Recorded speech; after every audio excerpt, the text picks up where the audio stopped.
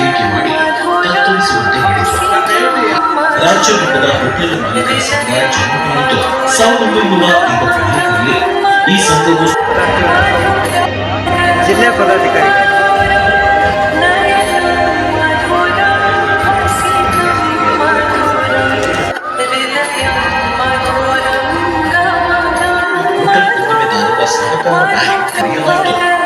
Hotel ವ್ಯಾಪಾರಸ್ಥರಿಗೆ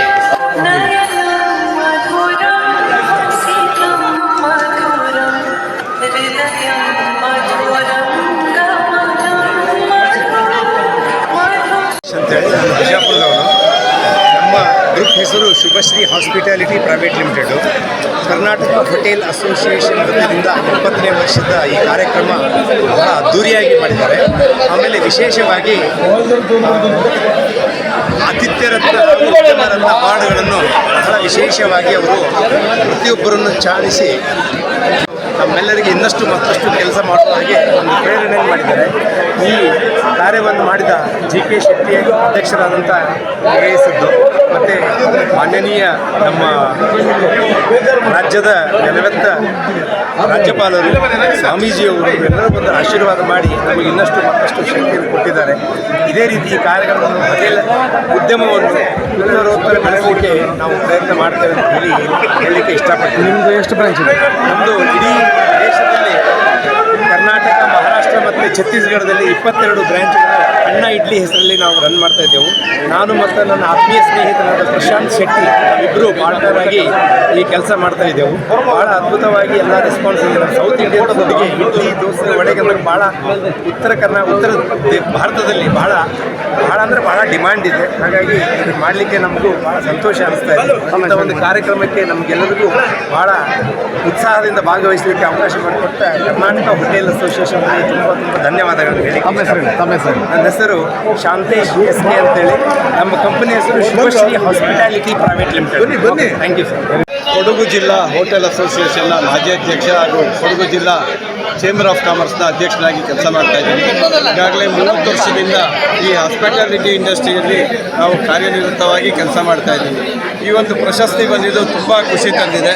ನಮಗೆ ಇನ್ನೊಂದು ಜವಾಬ್ದಾರಿ ಜಾಸ್ತಿ ಆಗಿದೆ ಅಂತ ಹೇಳಲಿಕ್ಕೆ ಇಷ್ಟಪಡ್ತೀನಿ. ಈ ಒಂದು ವ್ಯವಸ್ಥೆ ನಮ್ಮ 70ನೇ ವರ್ಷದ ವಾರ್ಷಿಕ ಉತ್ಸವದ ಅಂಗವಾಗಿ ಈ ಕಾರ್ಯಕ್ರಮವನ್ನು ಹಮ್ಮಿಕೊಂಡಿದ್ದಾರೆ. ಆತಿಥ್ಯ ರತ್ನ ಮತ್ತು ಉದ್ಯೋಗ ರತ್ನ ಪ್ರಶಸ್ತಿಯನ್ನು ಮತ್ತು ಲೈಫ್ ಟೈಮ್ ಅಚೀವ್ಮೆಂಟ್ ಪ್ರಶಸ್ತಿಯನ್ನು ಕೊಟ್ಟಿರೋದು ತುಂಬ ಖುಷಿಯಾದಂಥ ಸಂದರ್ಭ. ಈ ನಮ್ಮ ಟೀಮ್ ಏನಿದೆ GK ಶೆಟ್ಟಿ ಆ್ಯಂಡ್ ಅವರ ತಂಡ ಏನಿದೆ ಈ ಕಾರ್ಯಕ್ರಮವನ್ನು ಯಶಸ್ವಿಯಾಗಿ ನಡೆಸಿಕೊಟ್ಟಿದ್ದಾರೆ. ಇದಕ್ಕೆ ನಮ್ಮ ಕೊಡಗಿನ ಒಂದು ಶುಭಾಶಯವನ್ನು ಕೋರ್ತಾ ಇದನ್ನು ಯಶಸ್ವಿಯಾಗಲಿ, ಮುಂದೆ ನಮ್ಮ ಸಂಘ 100 ವರ್ಷಕ್ಕೆ ಕಾಲಿಡುವಂಥ ಒಂದು ವ್ಯವಸ್ಥೆ ಆಗಲಿ ಅಂತ ಈ ಸಂಚರಿಸಿದೆ.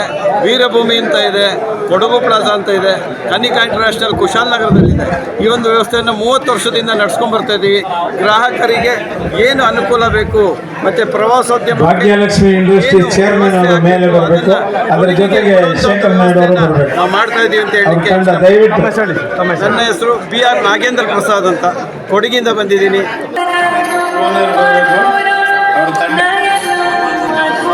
ಮೈಸೂರು ಭಾಗದ ಅಧ್ಯಕ್ಷನಾಗಿ ನಮ್ಮ ಆತಿಥ್ಯ ಕ್ಷೇತ್ರಕ್ಕೆ ಮೈಸೂರಿನಿಂದ ನನ್ನನ್ನು ಗುರುತಿಸಿ ರಾಜ್ಯಪಾಲರ ಕಡೆಯಿಂದ ಆತಿಥ್ಯ ರತ್ನ ಪ್ರಶಸ್ತಿ ಕೊಡಿಸಿದರೆ ಹಿರಿಯವರು ಕೊಡೋದಕ್ಕೂ ನಾವು ಬಹಳ ವ್ಯತ್ಯಾಸ ಇದೆ. ನಾವು ವರ್ಷಗಳಿಂದ ಮೈಸೂರಿನಲ್ಲಿ ಹೋಟೆಲ್ ಮಾಲೀಕರ ಸಂಘದ ಅಧ್ಯಕ್ಷನಾಗಿದೆ. ಅದಕ್ಕಿಂತ ಹಿಂದೆ C. ನಾರಾಯಣಗೌಡ ಮೈಸೂರು ನಗರ ಜಿಲ್ಲಾ ಹೋಟೆಲ್ ಮಾಲೀಕರ ಸಂಘದ ಅಧ್ಯಕ್ಷಗಳಲ್ಲಿ ಹೆಚ್ಚಿನ ಸದಸ್ಯರಿಗೆ ನನಗೆ ಹೆಮ್ಮೆ ಆಗ್ತದೆ. ಇವತ್ತು ಹೋಟೆಲ್ ಉದ್ದಿಮೆದಾರರ ತೊಂದರೆಗಳನ್ನು ಸರ್ಕಾರ ಲೆವೆಲ್ಗೆ ತಗೊಂಡೋಗಿ ಸರ್ಕಾರದ ಹತ್ರ ಬಗೆಹರಿಸುವಂತಹ ಕಾರ್ಯವನ್ನು ಹೋಟೆಲ್ ಮಾಲೀಕರ ಅವಾರ್ಡ್ ಮತ್ತು ಆತಿಥ್ಯ ರತ್ನ ಪ್ರಶಸ್ತಿಯನ್ನು ನೀಡ್ತಾ ಇದೆ. ಬಹುಶಃ ಇದು ನೀಡೋದ್ರಿಂದ ಹೋಟೆಲ್ ಉದ್ಯಮದಲ್ಲಿ ನಾವು ತೊಡಗಿಸ್ಕೊಂಡಿದ್ದು ಬರುವಂಥ ಗ್ರಾಹಕರಿಗೆ ಸವಿಯಾದ ರುಚಿಯಾದ ತಿಂಡಿ ಪದಾರ್ಥಗಳನ್ನು ಕೊಡೋದ್ರ ಜೊತೆಗೆ ಅವರನ್ನ ಹೆಚ್ಚಿನ ಮಟ್ಟದ ಸಂತೋಷವನ್ನು ನೀಡುವಂತಹ ಕೆಲಸವನ್ನು ಮಾಡೋದಕ್ಕೆ ಪ್ರೇರೇಪಿಸುವಂಥ ಕಾರ್ಯವನ್ನು ಇದು ಮಾಡುತ್ತೆ. ಎಷ್ಟೋ ಜನ ಹೋಟೆಲ್ಗಳನ್ನು ಹೋಟೆಲ್ ತಮ್ಮ ಜೀವನ ಕಟ್ಕೊಳ್ಳೋದಕ್ಕೆ ಉಪಯೋಗಿಸ್ಕೊಂಡಿದ್ರೆ ಹಲವಾರು ಜನ ಹೋಟೆಲ್ ಉದ್ಯಮವನ್ನು ಬೆಳೆಸೋ ದಿಕ್ಕಿನಲ್ಲಿ ಹೋಟೆಲನ್ನು ನಡೆಸ್ತಾರೆ.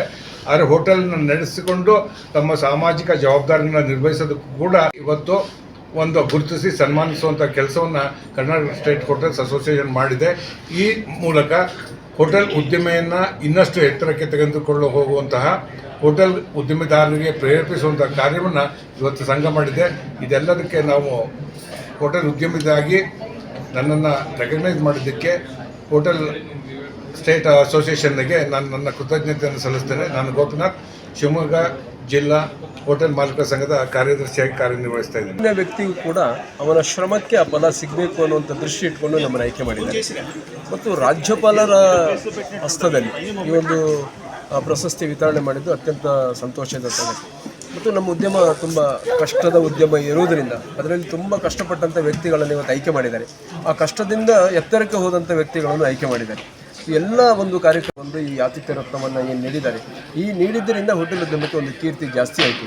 ಇಡೀ ದೇಶದಲ್ಲಿ ಕರ್ನಾಟಕದ ಉದ್ಯಮವನ್ನು ಇಡೀ ಜಗತ್ತಿಗೆ ಹಂಚುವಂಥ ಕೆಲಸ ಈಗಾಗಲೇ ಆಗಿದೆ, ಇನ್ನೂ ಹೆಚ್ಚಾಗ್ಬೋದು ಅಂತ ಅನಿಸಿದೆ.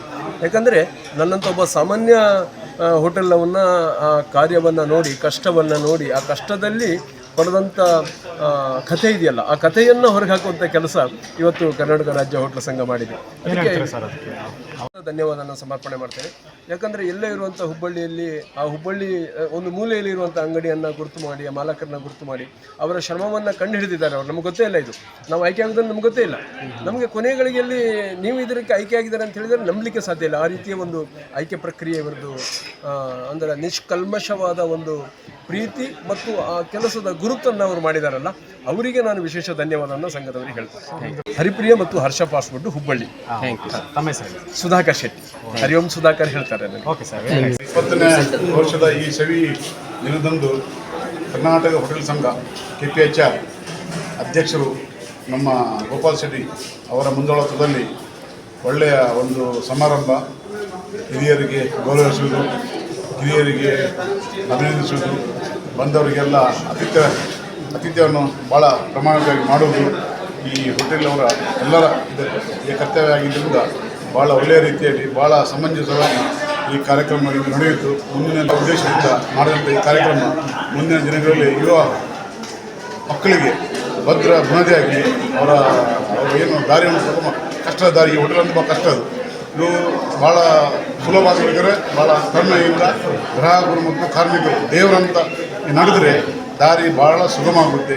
ಇದೇ ಮೇಲೆ ಹಿರಿಯರಿಗೆ ಗೌರವಿಸಬೇಕು, ಗ್ರಾಹಕರು ಕಾರ್ಮಿಕರು ಇಬ್ಬರು ದೇವರಂತ ಪೂಜಿಸಬೇಕು. ಆವಾಗ ಅವನ ದಾರಿ ಸ್ವರ್ಗದ ಕಡೆಗೆ ಅಂತ ನನ್ನೊಂದು ಅನುಭವ. ಹುಬ್ಬಳ್ಳಿ, ಧಾರವಾಡ, ಬೆಳಗಾವಿ, ಪುಣೆ, ಆಮೇಲೆ ದಾವಣಗೆರೆ. ಈಗ ಹುಬ್ಬಳ್ಳಿಯಲ್ಲುಂಟು, ಬೆಳಗಾವಿ ಉಂಟು, ಪುಣೆದಲ್ಲುಂಟು, ಎಲ್ಲ ಕಡೆ ಗಾಡಿಗೆಲ್ಲ ಉಂಟು. ಮುಂದಿನ ದಿನಗಳಲ್ಲಿ ಅದು ರಾಜೇಂದ್ರ ಶೆಟ್ಟಿ MD ಕೊಂಡರು ಕರ್ನಾಟಕ ರಾಜ್ಯ ಹೋಟೆಲ್ ಸಂಘ KPHR ಈಗ ಅದನ್ನು ಸ್ವಲ್ಪ ಹೇಳೋದಕ್ಕೆ ಸುಲಭವಾಗಿ ಕರ್ನಾಟಕ ರಾಜ್ಯ ನಮ್ಮ ರಾಜ್ಯ ಹೋಟ್ಲು ಉದ್ಯಮಿಗಳಿಗೆ, ಅದರಲ್ಲೂ ಉದ್ಯಮಿಗಳದ್ದು ವ್ಯಾಪಾರಸ್ಥರು ಅಂತ ಅವ್ರಿಗೆ ಏನಾರ ಅವಾರ್ಡ್ ಕೊಡೋದು ಅಂತ ನಮ್ಗೆ ಯಾರು ಏನೇ ಈಗ ಹೇಳಿದ್ರಲ್ಲ ಸ್ವಾಮಿಗಳು ಹೇಳಿದ್ರು. ಇವತ್ತು 54% ಸೇವೆಯಲ್ಲಿದೆ. ಕರ್ನಾಟಕದಲ್ಲಿ ಜನಸಂಖ್ಯೆಯಲ್ಲಿ ಏನು ಉದ್ಯೋಗ ಇರ್ಬೋದು ಅಥವಾ ರೆವಿನ್ಯೂ ಜನರೇಷನ್ ಇರ್ಬೋದು, 54% ನಾವು ಸೇವೆಯ ಒಂದು ವಿಭಾಗದಲ್ಲಿದೆ. 2005ನೇ ಇಸ್ವಿನಲ್ಲಿ CV ಮಹಾದೇವಯ್ಯ ನಮ್ಮ ಜೊತೆಗಿದ್ದಾರೆ, ನಮ್ಮ ಮಾಜಿ ಅಧ್ಯಕ್ಷರು. ಇವರು 2005ರಲ್ಲಿ ಏನು ಅಂದ್ಕೊಂಡ್ರು, ಸರ್ಕಾರ ಕೊಡದಿದ್ರು ಏನು ಮಾಡೋದು, ನಾವಾದರೂ ಒಂದು ನಮ್ಮ ಉದ್ಯಮಗಳನ್ನ ಗುರುತೋಣ, ಅವರಿಗೆ ಒಂದು ಪ್ರಶಸ್ತಿಯನ್ನು ಕೊಡೋದು ವರ್ಷಕ್ಕೊಂದ್ಸರಿ ಮಾಡುವ ಅಂದರೆ ಇವರು ಮಾಡಿದ್ರೆ ನವಂಬರ್ ತಿಂಗಳಲ್ಲೇ ನಾವು ಆ ಪ್ರಶಸ್ತಿನ ಕೊಡಬೇಕು ಅಂತ ಮಾಡೋದು. ಅದೇ ಪ್ರಕಾರ ಪ್ರತಿ ವರ್ಷ ಕೊಟ್ಕೊಂಡು ಬರ್ತಾಯಿದ್ರು ನಮ್ಮ ಹಿಂದಿನ ಅಧ್ಯಕ್ಷರುಗಳು ಅಥವಾ ಪದಾಧಿಕಾರಿಗಳು. 2019 ತನಕ ಇದನ್ನು ಒಂದು ಸಾಂಸ್ಕೃತಿಕ ವೈಭವ ಥರ ಮಾಡ್ತಿದ್ವಿ. 24ರಲ್ಲಿ ಇದನ್ನು ಪ್ರಾರಂಭ ಮಾಡಬೇಕಾದಾಗ ನಮ್ಮ ಪದಾಧಿಕಾರಿಗಳು ಈ ವರ್ಷ 70ನೇ ವರ್ಷ, ಅಂದರೆ 10 ವರ್ಷಕ್ಕೊಂದು ದಶಮಾನೋತ್ಸವ ಥರ ಒಂದು 70ರ ಮೈಲಿಗಲ್ಲು. ಆದ್ದರಿಂದ ಇದು ನಿಮ್ಮ ಅಧ್ಯಕ್ಷ ಅವಧಿಯಲ್ಲಿ ಇದು ಸ್ವಲ್ಪ ವಿಶೇಷವಾಗಿ ಮಾಡಬೇಕು ಅಂದರು. ವಿಶೇಷ ಮಾಡಬೇಕಾಗಿ ಇವತ್ತಿನ ದಿವಸ ಈ ಪ್ರಶಸ್ತಿಯನ್ನು ಕೊಡೋದಕ್ಕೆ ಅತ್ಯಂತ ಶ್ರೇಷ್ಠವೆಂದರೆ ಮಾನ್ಯ ರಾಜ್ಯಪಾಲರು. ಆ ಮಾನ್ಯ ರಾಜ್ಯಪಾಲರನ್ನ ನಮ್ಮ ಮಲ್ಲೇಶ್ವರಂ ವಿಧಾನಸಭಾ ಕ್ಷೇತ್ರದ ಶಾಸಕರಾದಂಥ ಅಶ್ವಥ್ ನಾರಾಯಣ ಹತ್ರ ತಿಳ್ಕೊಂಡಾಗ ಅವರು ಇದನ್ನು ಸ್ವಲ್ಪ ನಮ್ಮ ರಾಜ್ಯಪಾಲರಿಗೆ ಹೇಳಿ ಮನವರಿಕೆ ಮಾಡಿ ಅವರು ಬರುವಾಗೆ ಮಾಡಿ ಇವತ್ತಿನ ಈ ಕಾರ್ಯಕ್ರಮದ ಯಶಸ್ಸಿಗೆ ಮೂಲ ಕಾರಣ ಮಲ್ಲೇಶ್ವರಂ ಶಾಸಕರಾದ CN ಅಶ್ವಥ್ ನಾರಾಯಣಜಿಯವರು ಪ್ರಶಸ್ತಿಯನ್ನು ಪ್ರದಾನ ಮಾಡಿದ್ದಾರೆ. ತಮ್ಮ ಹೆಸರು? ನಾನು GK ಶೆಟ್ಟಿ, ಕರ್ನಾಟಕ ರಾಜ್ಯ ಹೋಟೆಲ್ ಸಂಘದ ಅಧ್ಯಕ್ಷ. Thank you. ಮಾಜಿ ಅಧ್ಯಕ್ಷ. ಮಹಾದೇವಯ್ಯ ಅಂತೇಳಿ ಮಾಜಿ ಅಧ್ಯಕ್ಷತೆ KPHR ಅಧ್ಯಕ್ಷ ಆಗಿದ್ದೆ. ಅಂದರೆ 20 ವರ್ಷ ಹಿಂದೆ ಆ ನಗರದಲ್ಲಿ ತುಂಬ ಜನ ಆಗಿದ್ದಾರೆ. ಅವರ ನಂತರ ನನ್ನ ಆತ್ಮೀಯ ಜೊತೆಗೆ ಶಿಫ್ಟ್ ಆಗಿದ್ದಾರೆ. ನನ್ನ ಕನಸು ಏನಿತ್ತು ಅಂತಂದರೆ ಇಡೀ ರಾಜ್ಯದ, ಯಾಕೆಂದರೆ ಇಡೀ ರಾಜ್ಯದಲ್ಲಿ ಯಾವುದೇ ಸಾಂಸ್ಕೃತಿಕ ಕಾರ್ಯಕ್ರಮ ಇರ್ಬೋದು, ಕ್ರೀಡೆ ಇರ್ಬೋದು, ಅಥವಾ ಯಾವುದೋ ಒಂದು ಸ್ಪೋರ್ಟ್ಸ್ ಇರ್ಬೋದು, ರಂಗಮಂದಿರ ಇರ್ಬೋದು, ಎಲ್ಲ ಕಾರ್ಯಕ್ರಮಕ್ಕೂ ಮುಂದೆ ನಿಂತು ಓಟ್ ಉದ್ಯಮಿಯವರು ಎಲ್ಲರೂ ಸಹಾಯ ಮಾಡ್ತಾಯಿದ್ರು. ಅವರಿಗೆ ಸರ್ಕಾರ ಯಾವುದೇ ಥರ ಗುರುತಿಸಿರಲಿಲ್ಲ ಅವತ್ತಿಂದಾಗ. ನಾವು ಅವತ್ತು ಕನಸ್ಕೊಂಡೆ 5 ಜನ ಸಂಚರಿಸ್ತಿಗಳು ಅಂತೇಳಿ 5 ಜನ ಇಡೀ ರಾಜ್ಯದಲ್ಲಿರುವಂಥ 5 ಜನ ಉದ್ಯಮರಿಗೆ ಪ್ರಶಸ್ತಿ ನೀಡಬೇಕು ಅಂತೇಳಿ ನಮ್ಮ ಅವತ್ತು ವರ್ಷ ಕೂಡ 5 ಜನ ಉದ್ಯಮಗಳು ಸಹಾಯಕವಾಗಿ ಮನಸ್ಫೂರ್ತಿಯಾಗಿ ಕಾಯ ವಾಚ ಮನಸ್ಸ ಪೂರ್ತಿ ಶ್ರಮ ಬಿದ್ದು ಬೆಳಗ್ಗೆ ಸಾಯಂಕಾಲ ಕೆಲಸ ಮಾಡೋದ್ರ ಮಾತ್ರವೇ ಹೋಟ್ಲ್ ಉದ್ಯಮ ನಡೆಸಲು ಸಾಧ್ಯ. ಅದು ಸದಸ್ಯರು 3 ವರ್ಷ.